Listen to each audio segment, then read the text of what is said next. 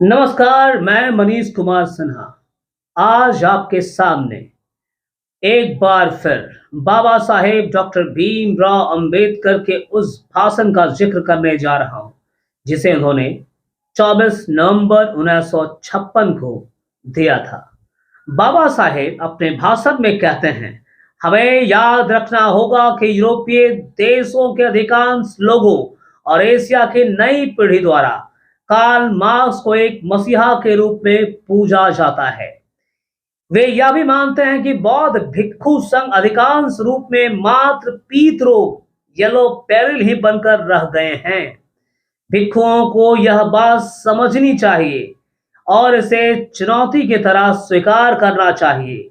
उन्हें अपने अंदर कुछ ऐसे सुधार करने चाहिए जिससे कि वे कार्ल मार्क्स की तुलना में श्रेष्ठ दिखाई दे और साम्यवाद के बेहतर प्रतियोगी सिद्ध हो सकें। इस परिचय के बाद अब मैं आपको बुद्ध धर्म और साम्यवाद के प्रमुख बिंदुओं के बारे में बताऊंगा, ताकि आप समझ सकें कि उनके सिद्धांतों में क्या असमानताएं और समानताएं हैं।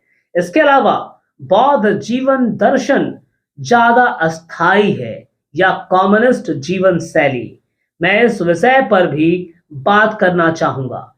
यदि कोई राह मंजिल तक नहीं जाती तो उस राह पर चलने का कोई फायदा नहीं।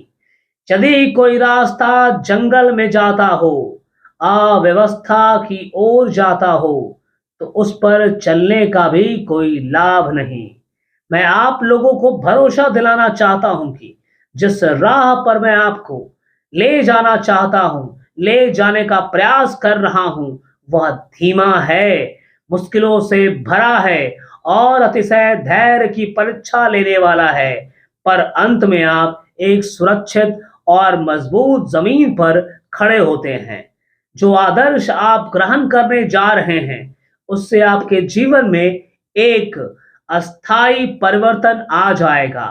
मेरे विचार से धीमी और मुश्किल राह शॉर्टकट की दौड़ से बेहतर है। शॉर्टकट हमेशा खतरनाक होता है। अब मैं आपके विषय पर आता हूं। साम्यवाद का सिद्धांत क्या है? यह कहां से शुरू होता है?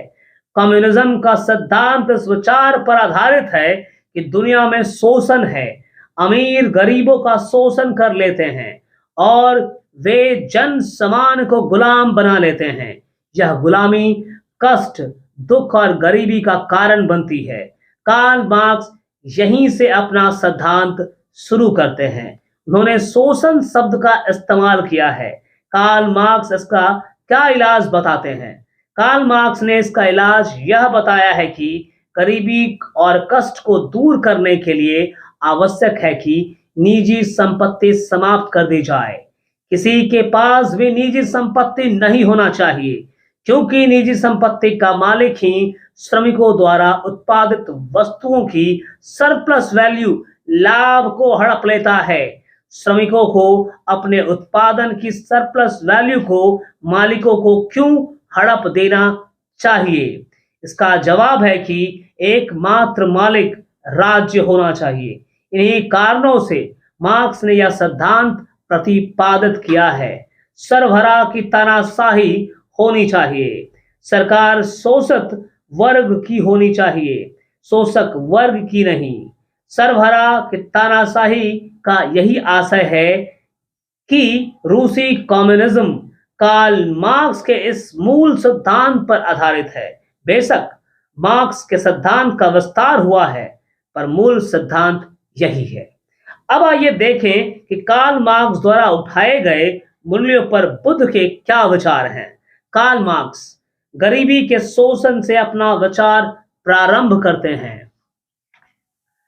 बिल्कुल सही, बिल्कुल यही प्रश्न 2500 वर्ष पूर्व बुद्ध ने उठाए थे। उन्होंने कहा था, दुनिया में दुख ही दुख है। उन्होंने शोषण शब्द का इस्तेमाल नहीं किया, पर अपने धम्म की नींव मानव के दुख पर रखी। दुख शब्द की व्याख्या अनेक प्रकार से की गई है। कुछ लोगों ने इसकी व्याख्या जन्म और मरण के चक्र से की है। मैं इससे सहमत नहीं हूं। बौद्ध साहित्य में अनेक स्थानों पर दुख शब्द गरीबी के आशय में प्रयुक्त हुआ है। इस तरह हम पाते हैं कि जहां तक नींव का प्रश्न है, दोनों ही एक समान है। आज के लिए इतना ही, मिलते हैं अगले भाग में। तब तक के लिए जय हिंद, जय भारत, वंदे मातरम।